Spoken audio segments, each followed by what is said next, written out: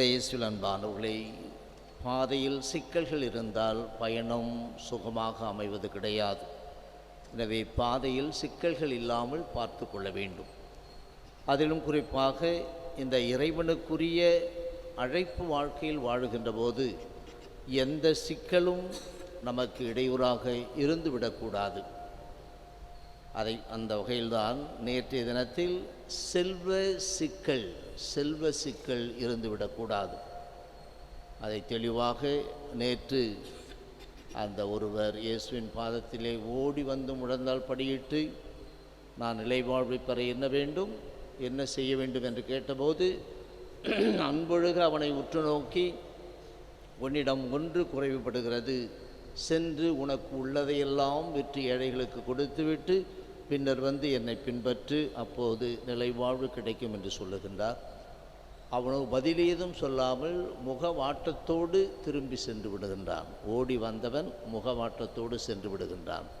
முழந்தால் படியிட்டவன் முழுமையாக கை கழுவிவிட்டு சென்று விடுகின்றான். எனவே நேற்று அந்த செல்வ சிக்கல் இல்லாமல் நீ பார்த்து கொள்ள வேண்டும். என்னை பின்பற்ற வேண்டுமானால் உமது பயணம் சுகமாக அமைய அந்த செல்வ சிக்கல் இருக்கக்கூடாது. இன்று இன்னொரு சிக்கல், உறவு சிக்கலும் இருக்கக்கூடாது. உறவுகள் இல்லாமல் உலகில் மனிதன் பிறப்பது கிடையாது. தாய் தந்தை இந்த உறவில்தான் மகன் என்று பிறவி எடுக்கின்றான், மகள் என்று பிறவி எடுக்கின்றான்.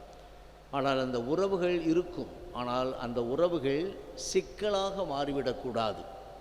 உடன் பிறந்தவர்கள் எதுவும் நீ வைத்திருக்கின்ற அந்த வீடு புலமெல்லாம் நேற்றைய தினத்தை சேர்த்து கொள்ளலாம். ஆனால் இன்று அதையும் ஒரு சிக்கலாக வைத்து கொள்ளாமல் நீ அனைத்தையும் விட்டுவிட வேண்டும். அப்படி விட்டுவிட்டு வந்தால்தான் எனக்கு ஏற்றவனாக நீர் இருக்க முடியும். எனவே அன்பானவர்களே, எண்ணி பார்ப்போம். ஒரு சில நேரத்தில் இவ்வாறு சொல்வது, அந்த செல்வ சிக்கல், உறவு சிக்கல், இது துறவரத்தில் தங்களையே முழுவதுமாக கொடுக்கின்ற குருக்கள், துறவிகள் இவர்களுக்கு மட்டும்தான் தேவை என்று எண்ணலாம். ஆனால் இல்லறத்தில் வாழ்கின்றவர்களும் கடவுளுக்கு ஏற்றவராக வாழ முடியாமல் உன்னை சிக்க வைக்கக்கூடியது எதுவாக இருந்தாலும் அந்த சிக்கல்களிலிருந்து நீ விடுதலை பெற்றவராகத்தான் இருக்க வேண்டும்.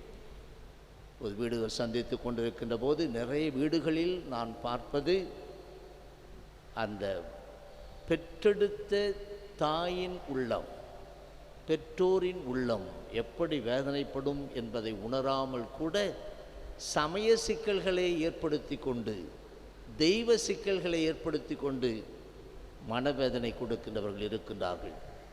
கடவுள் இருக்கின்றார். உள்ளத்தை ஆய்ந்தறியும் தெய்வத்திற்கு அனைத்தும் தெரியும்.